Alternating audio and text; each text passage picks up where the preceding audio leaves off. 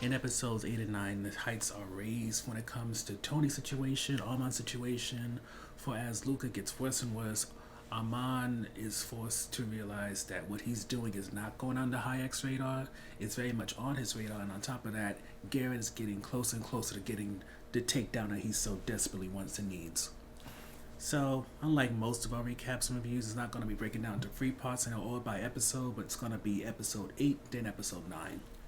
So the key points when it comes to episode 8 is that Mako's gambling issue is fleshed out in terms of not only him gambling the mortgage away, but also gambling a car away and even asking neighbors for money.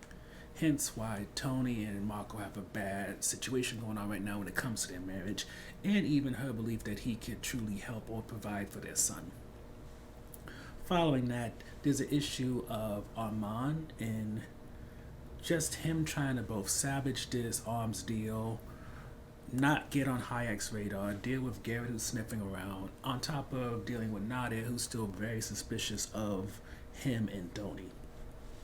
Now, in this juggling act, he kinda does well at first. He speaks to Nadia about going to Mexico to try to save that deal with Noah. And while he's down there, he's able to help Tony get down there and ease the issues of her getting to Mexico and then getting back to the United States, at least for now. And I say for now because the first night that they're down in Mexico, things are fine, and one thing leads to another with Armand and Tony. While they don't have sex, they do make out, and you could argue that's why his karma went left the next day. For the next day, Garrett sniffs around. He talks to Nadia about Tony being down in Mexico, not New Mexico, being down in Mexico with Armand. He also sniffs around Fiona's house to let Fiona know that, he knows that his snitch is not around. So that complicates things and set up things for episode 9. But keeping things on episode 8, once Nadia knows about the truth about why Armand is not in the United States, and it not being because she's trying to seal a deal with Noah, that complicates things for her when Hayek starts asking questions. For originally, the cover was supposed to be, one of Armand's family members died, and so that's why he's away. Hayek calls Armand's father to give his condolences and finds out that's a lie. So he follows up with Nadia, and Nadia has to use the cover of Armand having an affair, and as she's trying to deal with Hayek, she calls Armand, and he has to fly back over, and it's a bit difficult for him to try to keep up this lie, but the problem is, with him lying to Hayek, that's what probably leads to Hayek trying to kill him, and also the reason why Carlos is currently dead. Now, as Armand's dealing with an attempt on his life because of Hayek, Tony is trying to deal with the fact that at this place in Mexico where she's having Luca's surgery, it's legit, but at the same time, it's a for-profit hospital. So when somebody with more money comes about and tries to bump Luca, it becomes a situation where Tony has to do something drastic to make it seem like, her son is about to die at this instant, thus allowing the ethics of her doing surgery on her own son to go to the wayside. And in the long run, it seems, between Luca and Dara, the surgery goes well and she saves her son. Taking us to episode 9. Even though Armand barely missed an attempt on his life through a car exploding, likely by Hayek's hand, but he doesn't admit it this episode, he still wants to make sure that Tony's okay, so he tries to hook up with a border agent, someone who can give a fake passport, and have that situation done. But while he's still very much looking out for Tony, he can't deny that for the last week that Nadia has been taking care of him, keeping them both hidden so that they can be safe. And with that, you can tell that their relationship, even though clearly Armand's kind of on his way out, it's hard for him to let go of this woman who just not only saved his life, but has been nursing him back to health. Yet, there still remains the issue of what to do with Hayek. it's all nice that Nadia and Armand are, reconciling, but they can't truly be happy on the run, especially since it seems neither one of them, at least if you go by what Nadia said, neither one of them can really adjust to the lifestyle of being on the run or else living very, what is it called? I can't think of the word, but let's just say working class, for lack of a better way to put it. And because of that, Armand decides, you know what, I'm going to just face Hayek like a man, talk about this arms deal, let him into it, and maybe, just maybe, that can save their necks. Now, will it do so? It's hard to say, but episode 10 will probably explore that. Right now, all we know is that Hayek, to send a message, make sure that Carlos's corpse is in Armand and Nadia's kitchen to let them know this could be you. So, getting back to Tony, she is struggling a bit to get back to the United States for while she gets the passport, while she gets to the border. Dara can cross because she's a United States citizen, so she has a passport, easy peasy, beautiful cover girl. As for Luca, the issue with him is either A, they could pretend that Doll's his mother, which is the plan that they go with, or B, there was the hope that maybe they wouldn't check his passport so there wouldn't be any issues, because the way Armand had things set up, the agent who could get them to pass, she didn't have a huge window in order to use him to get through without having to wait another week. So, luckily for her, Dara and Luca get to go over, but unfortunately, the border agent switches, and when Tony presents her passport, the lady sees it's fake and says either you can get arrested now or you can walk away, and so Tony is forced to walk away. And with that, she calls Fiona and she's freaking out. Marco's freaking out. And for Marco, it's double an issue because with him unaware of all that's happening, he's getting more and more agitated, for lack of a better way of putting it.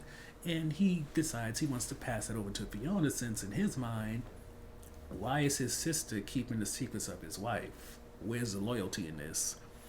But what Marco's not really taking into account is that Fiona has a lot going on when it comes to Chris and his DACA situation.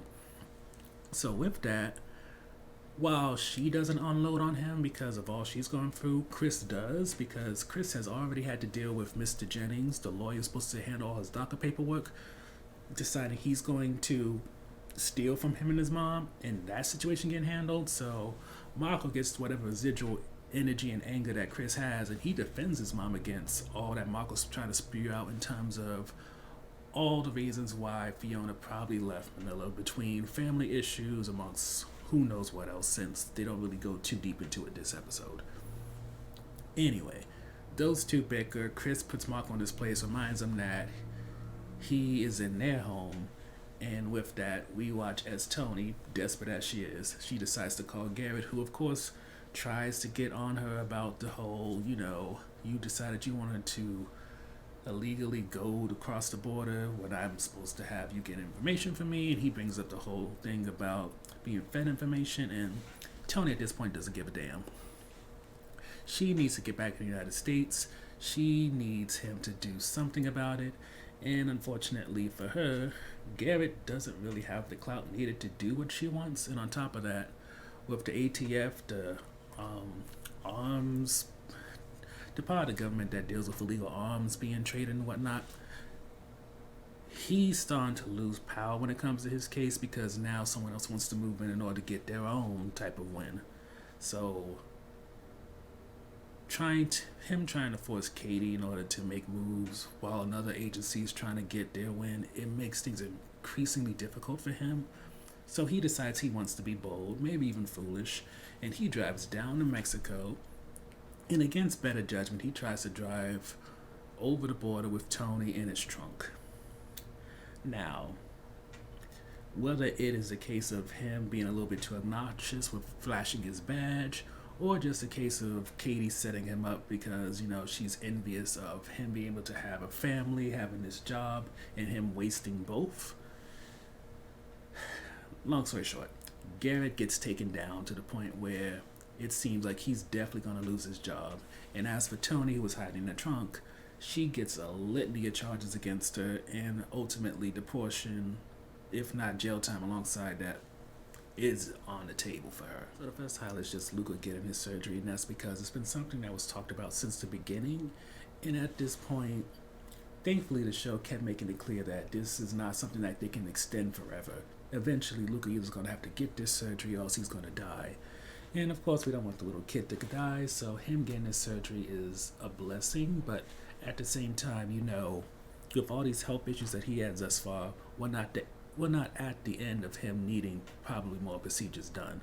The only question is, since between bone marrow, getting this liver transplant, I would assume we're going back to the whole needing a stem cell treatment thing. I'm not 100% sure because the medical stuff, it gets me a little bit lost. But either way, at least there's finally a step forward when it comes to Luca's situation, and with that, maybe Tony can kind of relax just a little bit and maybe focus on all this other drama in her life. The second highlight is Hayek showing that Amon's life isn't safe, and that's shown between, of course, Carlos being murdered, as we saw him do, Hayek that is, and then, of course, the possibility that Hayek did try to kill Amon. Now, Amon isn't 100% sure. Hayek plays it off like he didn't do it for whatever reason. So there is a possibility that maybe Amon maybe that someone else tried to kill Amon. Like he mentioned, some gang might have tried to did it, but who knows? What probably matters the most here is that right now Amon's life is threatened, and with that, so will come him potentially not trying to just get away from Hayek, but maybe take him down in order to truly secure freedom for both him and Nadia. But as we've seen repeatedly, when it comes to Amon, he doesn't seem to just want freedom from Hayek, but maybe freedom from Nadia as well in terms of ending their marriage. Because at this point, he's cheated on her, 3 times at this point? Including with Isabel, who I think he kissed on her wedding day, so clearly, Amon is not happy, and whether it's Tony, Isabel, or who else, he wants to find someone else to move on with.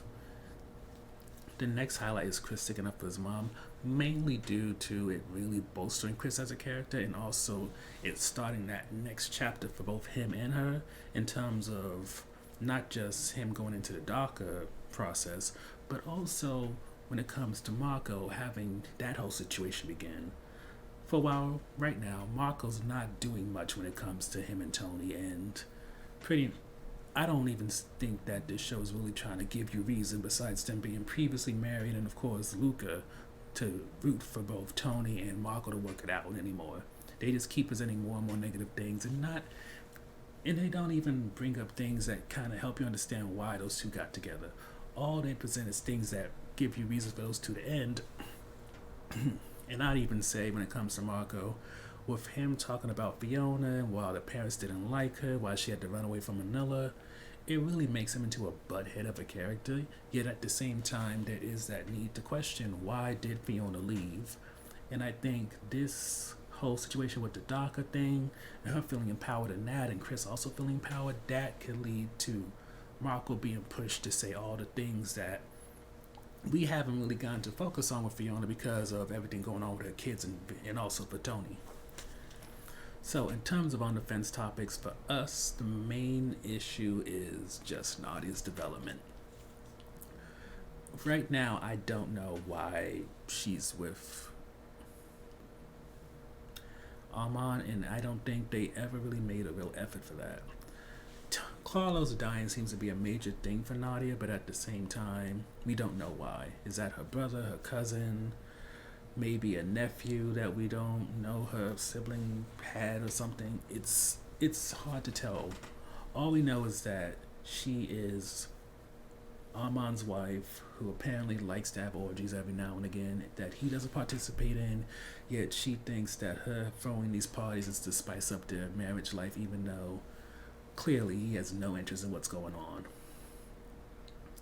Yet, at the same time, you can tell that they have a history together that makes it so he I think a part of him wants to love Nadia the way that she loves him, but something keeps holding him back. And I don't know if it's just the fact that she was his second choice, maybe because she has something on him, because, again, it seems that Armand lacks an interest beyond whatever business they have going. So hopefully in the last episode of the season they finally give us something, or else, if it must be done, kill her off.